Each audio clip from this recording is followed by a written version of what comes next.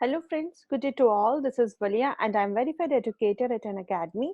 So friends, मैंने आप लोगों के लिए सीटेट के लिए साइंस कंटेंट स्टार्ट किया है जो आज हम कोल एंड पेट्रोलियम से स्टार्ट कर रहे हैं. सो स्टार्ट करते हैं फिर हम आज का लेसन. फर्स्ट ऑफ ऑल मैं अन अकेडमी में टेट कैटेगरी में एजुकेटर हूँ.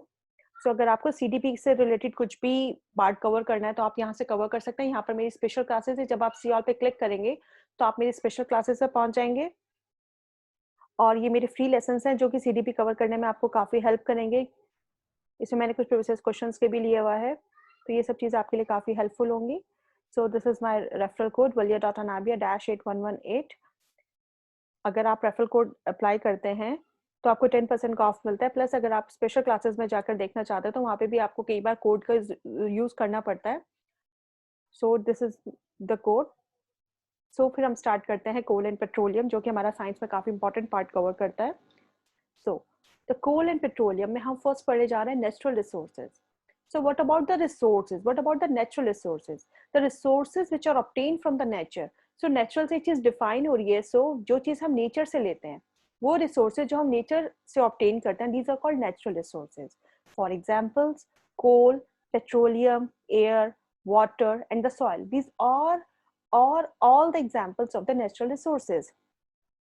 Natural resources can be broadly classified into two kinds. It is of two types, natural resources. First is inexhaustible natural resource and the second is exhaustible natural resource. So, inexhaustible natural resource and exhaustible natural resource में क्या difference है? जो हमारे inexhaustible natural resource है ये वो resource होती है जो कि हमारी नेचर में एक बहुत ह्यूज क्वांटिटी में प्रेजेंट है जो कि किसी भी ह्यूमन एक्टिविटी के थ्रू फिनिश नहीं की जा सकती. फॉर एग्जाम्पल आपकी सनलाइट है, आपका वाटर है, आपका एयर है. ये सब चीजें जो है हमारी इनएग्जॉस्टिबल नेचुरल रिसोर्स में आती हैं.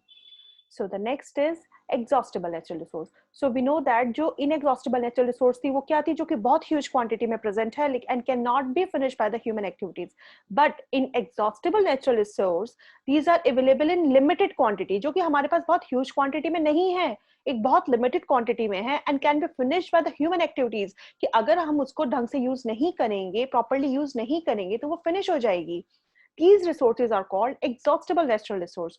For example, coal, petroleum, minerals, wildlife, natural gas, etc. These are exhaustible natural resource. And what are the fossil fuels? Fossils क्या होते हैं और fossil fuels क्या होते हैं? तो the fossils is वो फॉसिल डेड रिमेन जो हमारा हमने देखा है कि जो अक्सर डेड रिमेन जो होता है ऑर्गेनिजम्स का जो कम से कम बहुत सालों तक अंदर बरीड रहता है उसके बाद वो कुछ इतने सालों के बाद वो फॉसिल्स बन जाते हैं. जैसे फॉसिल फ्यूल्स होते हैं, जैसे कोल होता है, पेट्रोलियम होता है, ये dead remains of plants and animals से बनता है. हम जानते हैं जो कोल होता है वो किसके रिमेन से बनता है? प्लांट्स के. जो बहुत सारे कई बार फॉरेस्ट होते हैं वो बहुत सॉइल की कवरिंग होती रहती है उनके ऊपर और वो बरीड हो जाते हैं बहुत सालों तक, तो उससे क्या बनता है? हमारा कोयला बनता है. और कई बार क्या होता है जो एनिमल्स की डेड एनिमल्स की बॉडीज होती हैं वो सॉइल में रिमेन्स उसके रह जाते हैं, उससे क्या बनता है? हमारा पेट्रोलियम बनता है. जो डेड रिमेन्स ऑफ प्लांट से बनता है वो बनता है आपका कोल एंड जो डेड रिमेन्स ऑफ एनिमल से बनता है वो बनता है आपका पेट्रोलियम जो कि बहुत सालों तक, मिलियंस ऑफ ईयर्स एगो तक अंदर बरीड रहता है.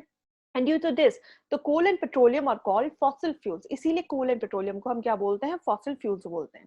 सो अब हमें एग्जांपल देना है. Which of the following is a pair of exhaustible natural resource. एक एग्जॉस्टिबल नेचुरल रिसोर्स क्या होता है? फर्स्ट ऑफ ऑल आपको ये पता होना चाहिए कि जो एक बहुत लिमिटेड क्वांटिटी में हमारे इन्वायरमेंट में हमारी मतलब इस लाइफ में मौजूद है जो कि अगर हमने उसे प्रॉपर्ली यूज नहीं किया तो वो खत्म हो जाएगा. तो ऐसी क्या चीज हो सकती है?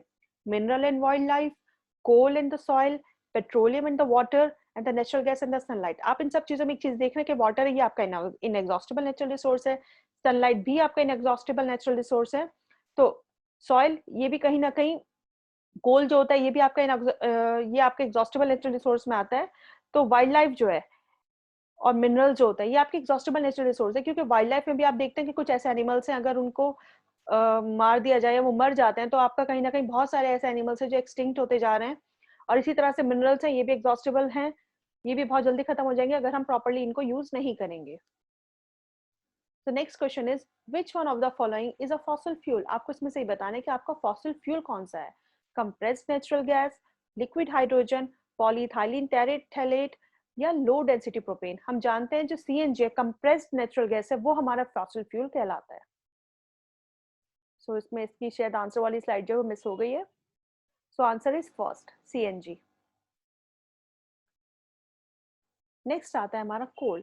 कोल क्या होता है? हमने पढ़ा है कोल जो है हमारा एग्जॉस्टेबल नेचुरल रिसोर्स है।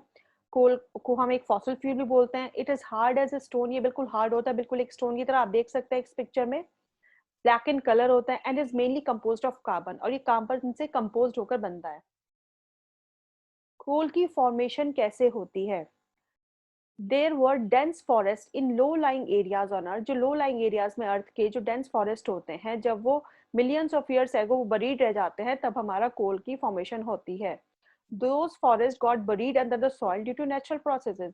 वो कहीं ना कहीं सॉइल के नीचे दब जाते हैं कुछ नेचुरल प्रोसेसेस के थ्रू। जो मोर लेयर्स ऑफ सॉइल की होती है वो डिपॉजिट हो जाती है उन फॉरेस्ट के ऊपर जैसे जैसे वक्त गुजरता है। And those plants were converted into coal. फिर ये जो प्लांट्स है जो अंदर बहुत सालों तक दबे रहे सॉइल के नीचे, ये क्या होता है, एक बहुत इंटेंस प्रेशर के साथ, हीट के प्रेशर के साथ जो इन पे पड़ता रहा इतने सालों तक अर्थ के अंदर, उससे क्या कन्वर्ट हो जाते हैं, ये प्लांट्स कोल में कन्वर्ट हो जाते हैं। So which among the following statements are true regarding coal? Coal के रिगार्डिंग कौन कौन सी स्टेटमेंट्स ट्रू है वो आपको बताना है। First, coal is a hard stone, black in colour and is composed of a carbon. Coal जो है आपका हार्ड स्टोन है, ब्लैक कलर का है, और ये किससे बना हुआ है, कंपोज हुआ हुआ है कार्बन से। हमने भी पढ़ा था, तो बिल्कुल सही है।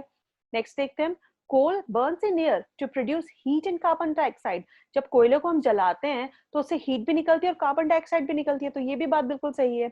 कोल is used as a fuel because it produce high amount of heat। क्योंकि जो कोल है वो एक फ्यूल की तरह से भी यूज किया जाता है क्योंकि high amount of heat provide करता है।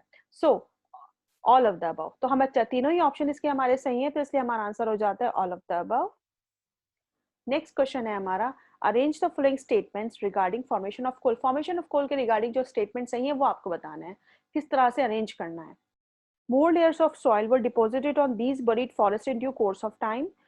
Those plants were converted into coal due to intense pressure and heat inside that। हम जानते हैं कि जब बिल्कुल लास्ट में ये चीज आई थी कि प्लांट जो होते हैं जब वो बरीड हो जाते हैं बहुत सालों तक, तो बहुत इंटेंस प्रेशर और हीट की वजह से उनके वो कोल में कन्वर्ट हो जाते हैं। तो ये तो हमारा एक तरह से देखा जाए तो बिल्कुल लास्ट पॉइंट आएगा। तो हम देखते हैं हमारा 2 कौन सा लास्ट पॉइंट में आता है, सिर्फ सेकंड एंड फोर्थ में आता है, तो इसलिए हमारा फर्स्ट एंड थर्ड तो कैंसिल हो जाता है। फिर आता है, those forests got buried under the soil due to natural processes। ये भी ठीक है। these were dense forests in low lying areas on the earth about 300 million ago। ये हमने पढ़ा था, ये हमारा फर्स्ट पॉइंट हो जाता है। सो इसलिए इनका आंसर हो जाता है हमारा डी। हम जानते हैं फर्स्ट होता है हमारा फोर्थ, देन थर्ड होता है these forests got buried under the soil due to natural processes and then more layers of soil were deposited on these buried forests in due course of time and last those plants were converted into coal due to intense pressure and heat inside the earth। so this is your answer। So friends, ये था हमारा आज का lesson and I wish के lesson आपको अच्छे से पसंद आए। सो प्लीज आप मुझे वीडियो के नीचे अगर आपको वीडियो पसंद आए तो प्लीज लाइक जरूर करिएगा और सब्सक्राइब करिएगा चैनल को, ताकि जब भी मैं कोई नई वीडियो लेके आऊँ तो आप लोगों के पास नोटिफिकेशन आ जाए। So thank you friends, stay blessed and enjoy learning.